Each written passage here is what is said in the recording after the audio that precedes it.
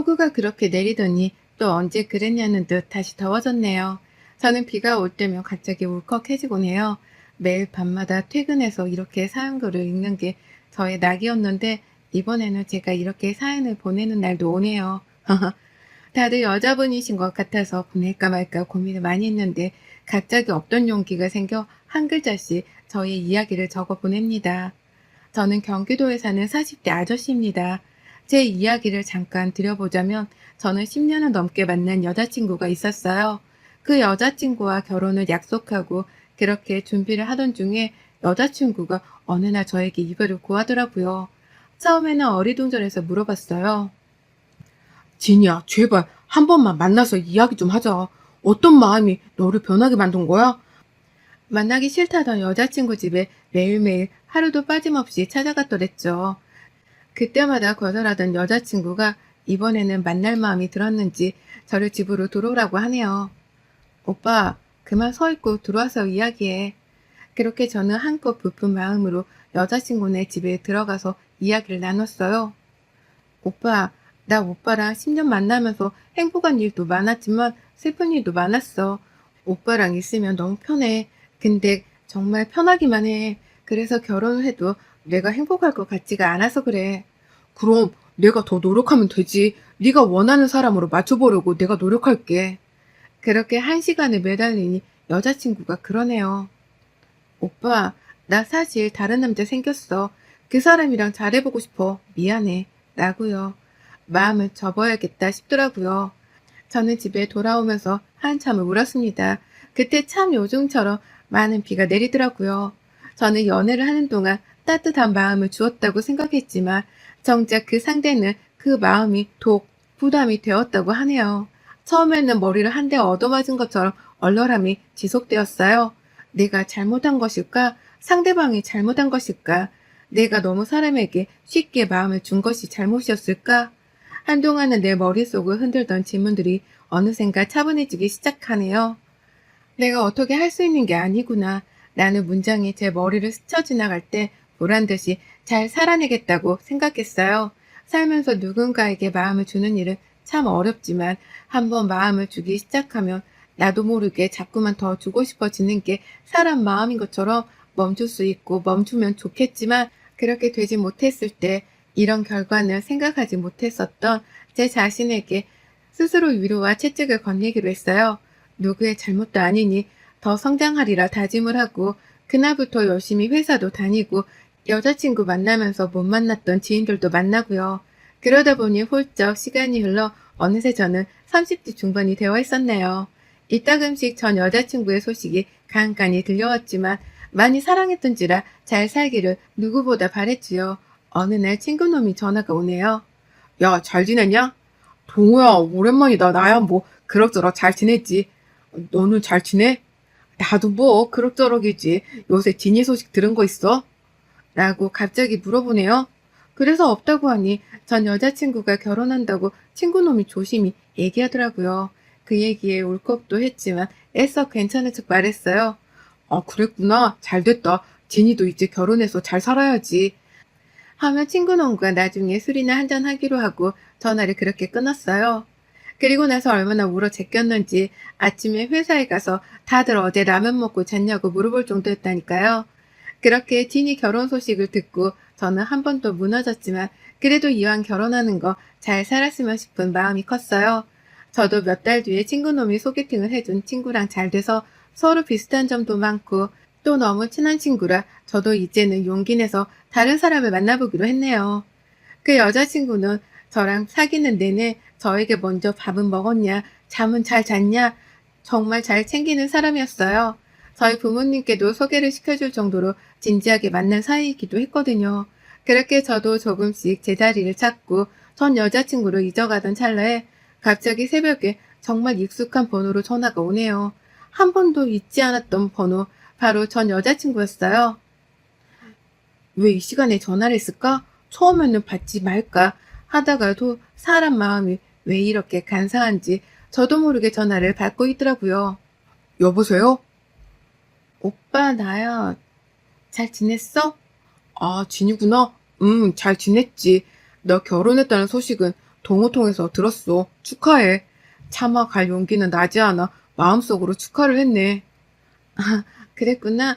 그냥 갑자기 술을 마셨는데 우리가 자주 가던 곳에 와서 오빠 생각이 많이 나서 연락을 해봤어. 아, 고마워. 잘 살고 진심으로 결혼 축하해. 라고 끊으려는 순간 갑자기 저에게 잠깐 만날 수 있는지 묻더라고요. 저는 너무 당황했지만 차마 만날 수 없다고 이야기할 수 없어 만나기로 했습니다. 저희 집으로 온다길래 처음에는 밖에서 만나자고 했지만 너무 늦은 시간으로 집으로 온다고 하네요. 그렇게 우리는 만났고 서로 한참을 추억 속 이야기를 하게 되었어요. 오랜만에, 정말 오랜만에 느껴보는 그 추억의 진이도 잊지 않았구나 싶어서 내심 기쁘기도 했고요. 여자친구한테는 정말 미안했지만 사람 마음이 뜻대로 되지 않더라고요. 그렇게 우리는 일주일에 한 번, 또 많게는 두 번 저희 집에서만 만남을 가졌어요. 그러다가 어느 날은 자연스레 잠자리도 하게 됐죠. 한 번, 두 번, 세 번. 그 횟수가 많아지고 저는 더 이상 이대로는 안 될 것 같아 진이에게 솔직히 말을 했어요. 진이야, 내가 정말 미친놈이야. 너 결혼한 거 아는데도 내가 이런 행동을 했다는 게 정말 미안하다. 우리 두 번 다시는 만나지 말자. 라고요. 그랬더니 진이는 자기 이혼한 지 한 달이 되었다네요. 결혼하자마자 전 남편이 폭력성이 심했는지 싸울 때마다 물건을 집어던지고 심지어 자기도 때렸다고 해 바로 이혼했다고 해요. 그러다가 제가 생각이 나서 연락한 거고요. 저는 사실 지금 만날 사람이 있다. 근데 네가 연락이 와서 내가 거절을 할 수 없어 이 상황까지 오게 되었다. 이렇게 되는 건 서로에게 좋지 못하니 그만하자고요. 그렇게 우리는 만나지 않기로 했지만 제가 여자친구를 만날 때마다 같이 잠자리를 할 때마다 진이 생각으로 온종일 뒤덮었어요. 집에 오면 찐이랑 함께했던 시간들이 떠올라서 같이 누웠던 침대를 보면서 하염없이 울기도 했죠. 이런 제 마음을 더 이상 숨길 수 없다고 생각하고 여자친구한테 미안하지만 이별을 고했습니다. 그리고 진이에게 달려가 우리 다시 만나보자고 했어요.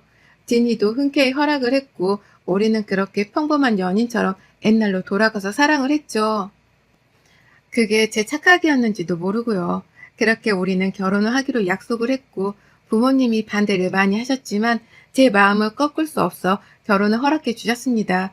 근데 결혼하면서 많이 싸우기 시작했어요. 진이는 꼭 신축 아파트에 살고 싶다고 하고 저는 너무 무리일 것 같아서 조금씩 넓혀가자 이야기를 했어요. 부모님께 결혼하면서 도움을 받고 싶지 않아서 제 힘으로 하고 싶었거든요. 그렇게 싸우다 진이가 이렇게 하면 결혼을 못할 것 같다 말을 하니까 더 이상 놓치면 안 될 것 같아 부모님의 도움을 받아 경기도 신도시에 있는 신축 아파트로 신혼살림을 시작했어요. 매일매일이 행복에 겨워서 살 만큼 우리는 정말 행복했어요. 빨리 아이도 가지고 싶고 이제 저도 외벌이로 살 수 있을 정도의 연봉이 되어서 진이에게 이야기를 건넸죠. 자기야, 이제 우리도 애기 가질까? 지금 내 연봉이면 충분히 외벌이로 살 수 있잖아. 오빠, 나는 우리 둘이 좀 더 즐기다가 가지고 싶어. 조금만 더 있다가 아이 갖자. 라고 하길래 아직 우리 둘이 좋구나 싶어서 그렇게 철석같이 믿고 기다렸죠. 그때까지는 아무런 의심이 없었어요. 찐이는 저희 부모님이랑도 너무 잘 지내고 저희 집이 딸이 없는데 딸처럼 알뜰살뜰 엄마 아빠를 챙기더라고요. 그런 모습도 너무 예뻐 보였죠. 저희 엄마가 음식 솜씨가 굉장히 좋으신데 저희가 큰 집이라 제사를 꼭 지내는데 제사 때 먹어본 전이 너무 맛있다고 엄마한테 전화해서 전 만들어 달라고 애교도 부리더라고요. 저희 엄마도 딸이 없어서 그런 찐이 애교에 음식이나 전 등을 엄청 바리바리 싸서 보내주시고 하셨어요. 저는 이런 게 행복이구나 싶었죠. 그런데 우리 사이에 언제부터 금이 가기 시작했고 저는 그 사이를 좁히려고 많은 노력을 했어요. 그러다 저희 집에 엄마 아빠가 처음 오던 날 찐이는 그날도 엄마 아빠가 가실 때가 되어서야 들어왔더라고요. 생전 그런 적이 없었는데요. 어머니 아버님 오셨어요? 진이야 왔구나. 얼굴 꼭 보고 가려고 했는데 이렇게 왔네. 라고 저희 어머님이 말을 건네니 네 죄송해요. 일이 너무 많아서요. 라고 하더라고요. 그렇게 그날은 엄마 아빠랑 집으로 가시고 저는 진이랑 둘이 이야기를 했죠. 아무 일도 없다고 하는데 도대체 무슨 일이 있어서 이러는지 물어보는데도 딱 잡아서 아무 일도 없다고 하더라고요. 그러다 그 사건이 터졌어요. 회사에 누가 찾아왔다고 해서 나가니 어떤 말끔하게 생긴 남자분이시더라고요. 누구신지 저를 찾으신다고 해서요. 아, 안녕하세요. 박진희 씨 아시죠? 네, 저희 와이프인데 무슨 일이세요? 그 사람이 들려준 이야기는 그야말로 충격적이었어요. 지금 이 남자분은 강남의 유명한 룸사롱에 있는 총괄 매니저라고 소개했어요. 찐이의 가명은 나타샤로 강남 신사 이쪽에서는 굉장히 유명한 지명 1순위라고 하네요. 근데 돈을 가불해 놓고 가게도 나오지 않고 잠수를 타길래 물어물어 저를 찾아왔더라고요. 돈을 달라는 이야기였겠죠. 빌린 돈이 얼마냐고 물어보니 값을 받은 돈이 자그만치 1억이라고 하네요. 처음에는 이게 무슨 사기인가 싶어서 믿지 못하겠다고 증거를 대보라고 하니 제 와이프가 다른 남자들이랑 찍은 사진들이 수두룩하더라고요. 키스하는 사진 거의 다 벗지만 않았을 뿐 남자 무릎 위에 있는 사진 등을 보여주네요. 처음에는 믿지 않았지만 이 사진들을 보니 지금까지 했던 행동들이 이해가 가더라고요. 결혼하고 나서도 나간 거 보니 저랑 결혼한 의미가 없었네요. 그렇게 멍하니 있다가 회사에 반차를 내고 무작정 나왔어요. 먼저 사실 확인을 위해서 진이랑 가장 가까이 지내는 친구를 찾아갔죠. 지금까지 이 이야기를 하니 그 친구는 알고 있었다는 듯이 말하더라고요. 오빠, 죄송해요. 알고 있었지만 제가 둘 사이에 끼어드는 건 아닌 것 같아서 말씀을 못 드렸어요. 라고요. 그러면서 이왕 이렇게 아시게 된 거 진이가 오빠랑 결혼한 목적이 사랑이 아닐 거라고 하네요. 알고 봤더니 빚이 많았고 그 빚을 갚기 위해 저랑 결혼했더라고요. 제가 자기를 사랑하니까 이야기하면 해줄 거라고요. 그래서 지금까지 참고 기다렸다고요. 근데 더 무너지는 건 이뿐만이 아니었어요.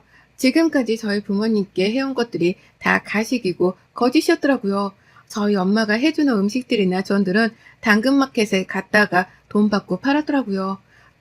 저한테는 친정집에 가져다 줬다. 어머님 음식 솜씨가 너무 좋아서 친구들이 너무 먹고 싶어 해서 가져다 줬다 그랬는데 일부러 엄마한테 전을 많이 붙여달라고 해놓고 그거를 돈 받고 당근마켓에 팔았더라고요. 그때가 딱 추석 때 이맘때쯤이었는데 자기가 한 것처럼 해놓고 팔았던 증거들이 있더라고요. 제가 혹시라도 할까봐 친구 아이디로 사용했네요. 이뿐만이 아니라 엄마가 가장 아끼던 반지나 폐물들이 있는데 그것도 갖다가 훔쳐서 금은방에 팔았대요. 이런 거 가져가도 우리 어머님은 멍청해서 모른다고요. 안 그래도 엄마가 자꾸 반지나 뭐가 없어지는 것 같다고 하셨는데 그때마다 와이프가 그랬거든요. 어머님, 어디 잊어버리신 거 아니에요? 잘 찾아보세요. 라고 항상 이야기했었는데 그게 다 와이프 짓이었더라고요. 부모님 안 계실 때 몰래 들어가 미리 와 있는 척하고 집에 있는 뭐 돈 될 만한 물건부터 음식들과 심지어 사놓은 과일까지 싹 다 자기 차에 가져다 놨나 봐요. 그냥 돈 되는 건 다 가져갔다고 보시면 될 것 같아요. 이 말을 듣고 도저히 용서가 안 되는데 지금 이렇게 이야기하면 안 될 것 같아 우선 오늘은 출장 간다고 이야기해놓고 근처 모텔로 가서 생각을 했어요. 그러다 그렇게 좋아하는 돈 실컷 만져보게 해줘야지 싶어서 계획을 짰어요. 일부러 친구한테 부탁해 진이 앞에서 전화로 좋은 투자건이 있는 것처럼 계획을 했죠. 그때부터 와이프가 저한테 물어보네요. 오빠 뭐 좋은 소식 있어? 왜 이렇게 요새 통화를 자주 해? 아, 별거 아니야. 그냥 엄마 아빠가 가지고 있는 땅 있잖아. 그거 재개발 될 거라고 해서 옆에 더 살려고 생각 중이라 친구가 거기 좀 투자하고 싶다고 하네. 아 정말? 그 어머님 아버님 유산으로 받으신 땅? 응, 내 대학 동기가 부동산 하잖아. 근데 거기 재개발 들어갈 거라고 미리 쌀 때 사놓으라고 그러네. 왜, 자기도 생각 있어? 라고 미끼를 던졌죠. 옳다구나 싶었는지 바로 아 정말? 근데 내가 가진 돈이 어딨어? 자기는 없어? 라고요. 나는 이 집 들어올 때 다 보태서 없지. 그래서 엄마 아빠도 아까워서 지금 투자 좀 받아서 살려고 하나 봐. 요새 금리 너무 높으니까 좀 투자 받는 것도 나쁘지 않잖아. 아마 거기 재개발되면 한 10배는 땅값이 오르지 않을까 싶어. 그랬더니 와이프가 자기도 좀 그럼 자금을 구해봐야겠다면서 그러대요. 그렇게 며칠이 흐르고 아마도 어디서 돈을 또 땡겨왔는지 8천만 원 정도를 투자하고 싶다고 하더라고요. 친구놈이 부동산에서 부탁해서 일부러 잘못된 정보를 흘렸죠. 그렇게 계약을 하고 그때부터 바로 제 계획에 돌입했어요. 집도 내놓고 없는 사이에 다행히도 좋은 분이 나타나서 바로 계약했어요. 그렇게 이사 날짜가 다가오고 와이프가 집을 비운 사이에 저는 모든 짐을 다 부모님네로 옮겼고 와이프 짐도 싹 빼서 현관 앞에 놨어요. 집에 새벽에 왔는지 도어락 비밀번호도 바꿨거든요. 전화가 불티나게 오네요. 그렇게 하루 동안 핸드폰을 꺼놓고 잠수 탔어요. 저희 부모님 전화기도 다 꺼놓고요. 그렇게 이혼 소송을 준비했어요. 와이프가 투자하려고 낸 8천만 원은 제가 가져가야 마땅하거든요. 지금까지도 와이프한테 들어간 돈만 해도 1억이 넘어요. 이 집도 무리해서 산 거라 위자료로 생각하고 받으려고요. 돈 달라고 그렇게 난리를 치는데 정말 한 마리의 사자가 따로 없더라고요. 저한테 사기꾼이라니. 너 같은 새끼랑 산 자기가 호구라느니 사랑해서 자기가 결혼한 줄 알았냐면서 소리를 고래고래 질러서 제가 한마디 했어요. 사랑하지 않았으니까 그런 짓거리도 했겠지. 나가. 라고요.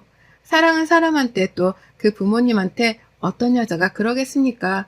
시댁에 있는 물건을 다 갖다가 팔아 돈 챙기고 심지어 반찬까지 반찬 가게 하는 것처럼 꾸며서 팔아 넘기는데요.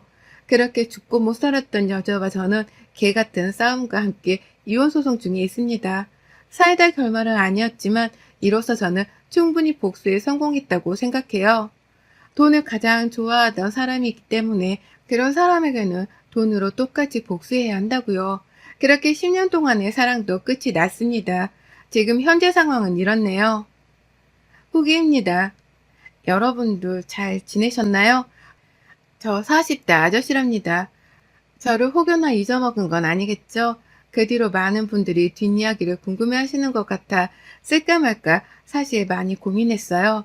처음에는 저도 모르게 한자 한자 적어가던 것들이었는데 다시 또 제 이야기를 쓰려니까 창피하더라고요. 근데 익명의 힘을 빌려 후기를 남겨봅니다. 그 뒤로 저희는 이혼을 했어요. 와이프는 자기 돈 돌려달라고 하루 종일 저를 달달 볶고 저희 집을 달달 볶았지요. 저는 와이프 회사, 친정, 친구들 모두에게 그 술집 매니저한테 받은 사진을 뿌렸어요. 회사에서도 잘리고 친구들도 등을 돌리고 와이프 집에서는 난리가 났겠죠. 그렇게 살다 보니 저도 마음이 좋지만은 않았어요. 받았던 8천만 원에서 딱 1천만 원 빼고 다 돌려줬어요. 저 사람도 살 길은 찾아야 싶겠다 해서요. 1천만 원은 어떻게 보면 적은 돈이겠지만 제가 지금까지 마음고생한 위자료라고 생각하고 돌려주지 않았어요. 그렇게 시간이 흐르고 정말 저에게 복이 찾아온 건지도 모르겠네요. 시골의 땅들을 유산으로 받으신 부모님께서 정말 그 땅에 리조트가 크게 들어올 계획이라 땅값이 정말 많이 올랐더라고요. 근데 부모님께서 저에게 옛날부터 해보고 싶은 일들을 해보라고 지원을 해주셨어요. 제 꿈이 원래 요리를 참 좋아해서 셰프가 되는 게 꿈이었거든요. 근데 그 길이 만만치 않잖아요.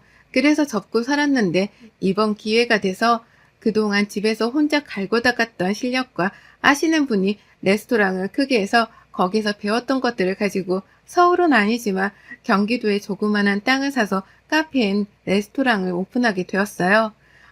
거기서 나오는 수익은 당연히 부모님한테도 나눠드리려고요.